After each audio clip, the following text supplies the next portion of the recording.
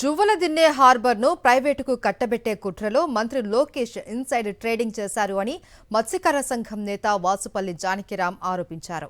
రాష్ట్రంలో ఉన్న సముద్ర తీరాన్ని ప్రైవేటు పరం చేయాలి అని కూటమి ప్రభుత్వం భావిస్తోంది అని ఆయన ఆందోళన వ్యక్తం చేశారు.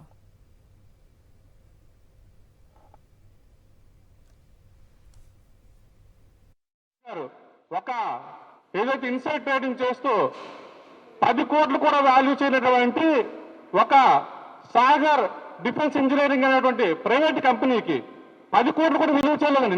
నెట్వర్క్ 10 కోట్లు కూడా లేదు ఆ కంపెనీకి. ఒక టీసీఎస్ లాగో, ఒక కాగ్నిజెంట్ లాగో, అలాంటిది ఒక ఇంటర్నేషనల్ కంపెనీస్, ఒక ఎంఎన్సీ కంపెనీస్ వస్తే అలాంటి వాటిని ఆహ్వానించినా పర్వాలేదు.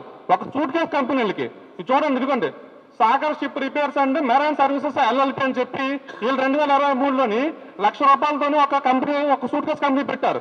వీళ్ళది 10 ఏళ్ల క్రితం ఒక కంపెనీ ఉంది, దాంతో నెట్వర్క్ కూడా 10 కోట్లే.